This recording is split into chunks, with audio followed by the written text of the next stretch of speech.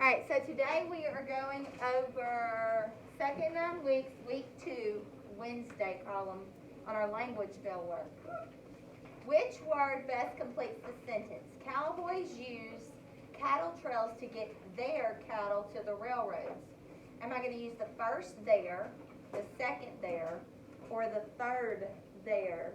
What do you think, Christopher? The one in the middle. Alright, do y'all agree? Alright, what do you think, Faith? I agree. You're going to need that possessive pronoun because they own the cattle. T-H-E-R-E means a place or a location of something. Like, my desk is over there. Okay? Put your books down over there. So that T-H-E-R-E is a location, whereas T-H-E-Y'-R-E is the contraction, Madison, for they are. Okay? So if it's not a location and it doesn't need the contraction and that shows ownership, it's T-H-E-I-R. Which word best completes the sentence? Please blank the puzzle before you put it away. So let's look back at our words from Monday and let's see which word would make sense in this sentence. So think about a puzzle. What do you typically do with a puzzle before you put it away? You take it apart. So which of these would be to take apart? Disassemble. Disassemble.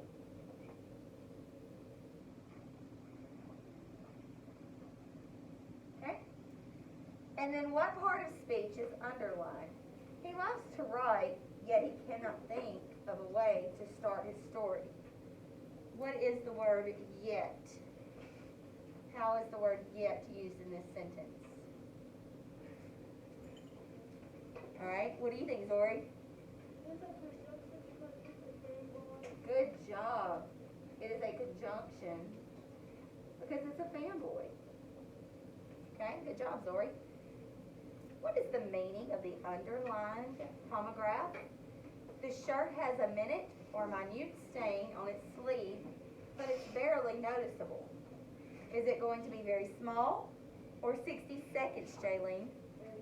Very small. It has a very small stain on the sleeve. The snow was a blanket over the house. Is this a simile or a metaphor?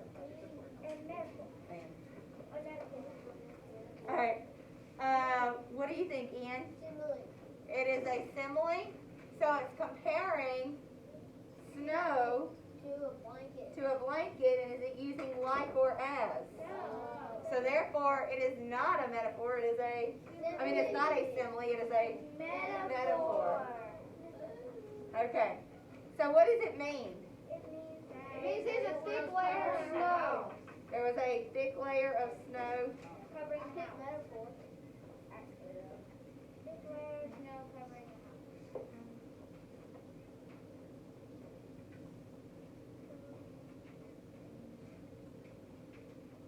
Okay? Combine the sentence by creating a complex sentence. So if it's complex, I know that it's going to be 2 sentences joined to make 1 sentence, and I'm not going to use a fanboy because a fanboy joins compound sentences. So I've got to think of a way to join these sentences together where it makes sense, and I'm not using for, and, nor, but, or, yet, or so. Alright, so what is a way that I could combine these 2 sentences where I don't use one of those? Jalea? Bless you. You can't use any of the fanboys. The rain stopped. The rain stopped.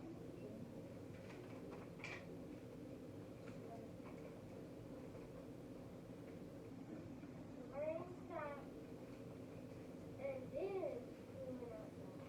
So instead of saying and then, because and is a fanboy, I could say the rain stopped, then we went outside, and that would make sense. Aaliyah? What about the rain stopped, so we went outside? So is a fanboy, so you can't use that. Jaylene? The rain stopped afterwards, we went outside.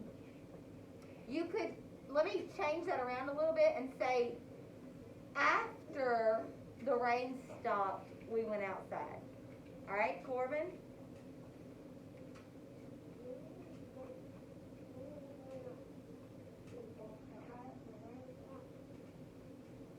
Do what, baby?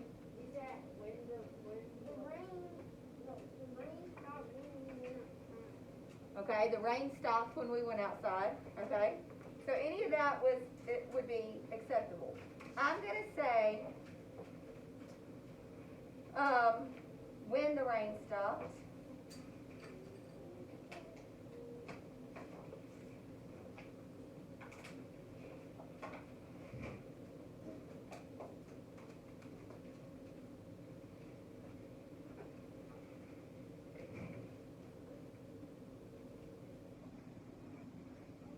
We went outside. Alright, and which of the following books contains all the words that can be spoken in a language? Alright, Cameron? Ooh, I don't know about an encyclopedia, Casey. It is a dictionary.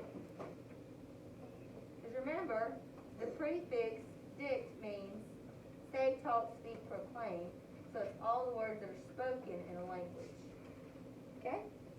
Now, moving on to our passage that we have been looking at this week. The boy who cried wolf. So the first thing that we did is we decided that it was fiction and that it was a fable.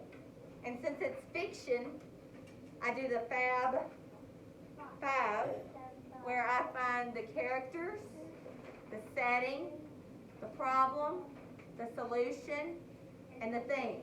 So I do my Fab Five. Now, if it had not been fiction, if it had been non-fiction, what would I have done? I would have found the main idea for every paragraph. But since it was fiction, I found the Fab Five. So I have the boy who's a liar. I have the villagers who are angry. The setting is sheep pasture in a village.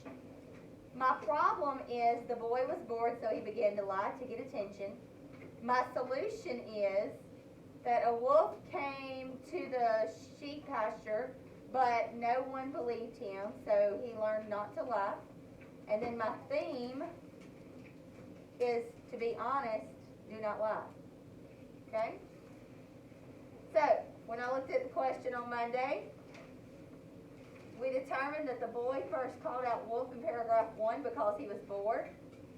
And then we talked about in the end of the story that the villagers did not come to help the boy chase off the wolf when it actually came because they didn't believe him. So this next one's a part A, part B. Today we're going to cover part A. So what I want to look at is I want to look at why the boy's relation, or how the boy's relationship with the villagers changed over time. So think about how his relationship was in the beginning of the story with the villagers as opposed to how it was in the end of the story. So looking at A, it says at first the villagers support the boy, but by the end they lose their trust in him. Maybe. I like that maybe. Alright, B, at first the boy disrespects the villagers, but in the end he gains their trust. No, he doesn't gain their trust. It doesn't tell us that. In the beginning, the boy works with the villagers to protect the sheep, but in the end, he is left all alone. Maybe. Do we want to? All right, so let's talk about it. In the beginning, the boy works with the villagers. Does he work with the villagers? Yes, he's watching their sheep. That's working for them, not with them. No. With them means I'm picking up trash and you're picking up trash. We're working together to pick up trash. If you're picking up trash and it's my trash and I'm not picking it up, then you're working for me. So he was working for them, not with them. So C is what? No. It's a a no-go. At first, the villagers loved the boy, but in the end, they refused to support him. No. It doesn't tell us anything about them loving the boy. So, at first, the villagers support the boy. Why do they support him? Because every time he cries wolf, they go to help him. But in the end, they lose their trust in him. So my answer is A. So tomorrow, when you look for part B, you're going to look for something, one of these sentences from the passage, that supports, at first, the villagers support the boy, but by the end, they lose their trust in him. Okay? All right, so that's all for our bell work for today.